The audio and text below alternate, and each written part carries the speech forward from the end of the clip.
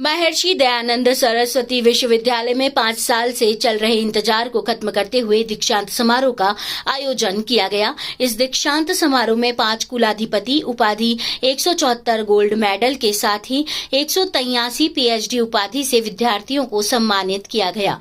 करीब 4,75,000 विद्यार्थियों को डिग्री वितरित की गई।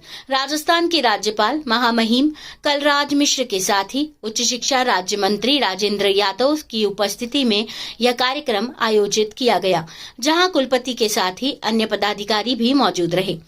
राज्यपाल कलराज मिश्र करीब 11:30 बजे अजमेर पहुंचे और उन्होंने सबसे पहले महर्षि दयानंद सरस्वती की प्रतिमा के सामने आयोजित होने वाले हवन यज्ञ में शिरकत की। इसके बाद वे यूनिवर्सिटी में नए बनाए गए रिसर्च हॉस्टल का उद्घाटन करने पहुंचे और उसके बाद सीधे व प्राचीन कैलकुलेटर, डाक टिकट नोट के साथ ही अन्य चीजों की लगाई गई प्रदर्शनी में शामिल हुए। इस प्रदर्शनी का उद्घाटन कर उसका अवलोकन किया गया, जहां उन्होंने वर्षों पुरानी चीजें भी देखी।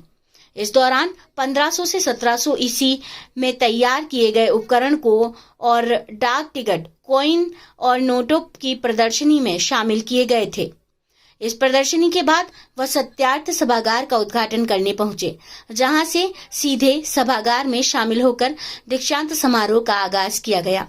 इस दौरान अत्यधिक विद्यार्थियों की सूची होने के कारण पीएचडी उपाधि प्राप्त विद्यार्थियों के साथ केवल फोटो सेशन रखा गया और उसके बाद कुलपति कलराज मिश्र ने 5 विद्यार्थियों को कुलाधिपति मेडल से सम्मानित किया और उसके बाद 174 अलग अलग श्रेणी में गोल्ड मेडल प्राप्त विद्यार्थियों को उच्च शिक्षा राज्य मंत्री राजेंद्र यादव और कुलपति अनिल शुक्ला ने गोल्ड मेडल देने के साथ ही प्रशस्ति पत्र देकर सम्मानित किया। इस मौके पर कुलपति ने कॉलेज की विभिन्न व्यवस्थाओं की जानकारी देते हुए विद्यार्थियों के लिए चलाई जा रही योजनाएं और सब्जेक्ट्स को लेकर भी दिशा निर्देश दिए।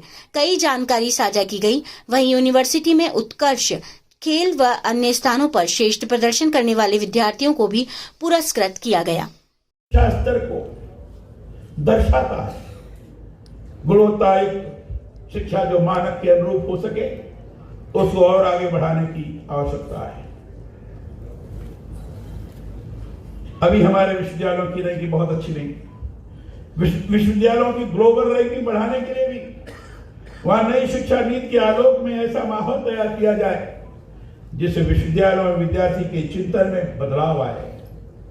वह रोजगार प्राप्त करने की बजाय रोजगार देने की सोच से जुड़े।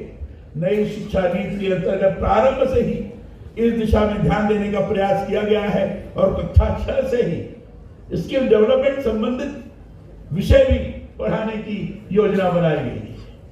अगर उस दृष्टि से अगर उस शिक्षा नीति को आगे बढ़ाने का प्रयास किया गया तो निश्चित रूप से मैं कह सकता हूं कि आगे चलकर हमारा ये युवक नौकरी के लिए हाथ नहीं फैलाएगा।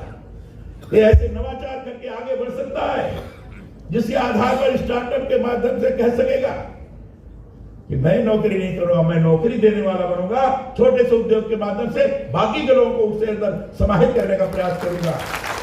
मैं किसी काम में हाथ नहीं फैलाऊंगा। ये स्वरूप बनना चाहिए।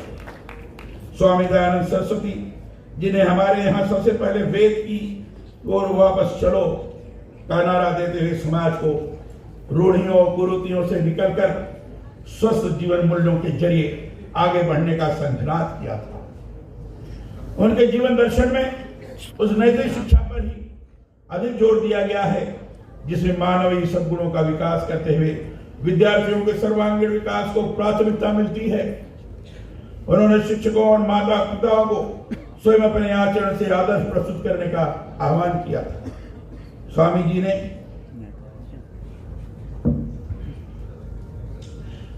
ने शिक्षा को सर्वोच्च प्राथमिकता देते हुए जीवन के उत्तरोत्तर विकास की सीख दी। उन्होंने कहा, शिक्षा इसलिए जरूरी है, इसी से व्यक्ति सदाचारी बनता है, द्वेष से मुक्त होता है और देश, धर्म तथा समाज के लिए कार्य करने के लिए निरंतर प्रेरित होता है। स्वामी दयानंद जी सदा ही यह कहते थे कि शिक्षा मनुष्य को ज्ञान, संस्कृति, धार्मिकता, आत्मनियंत्रण, नैतिक मूल्यों, धारणीय गुणों को प्राप्त करने में मदद करती है।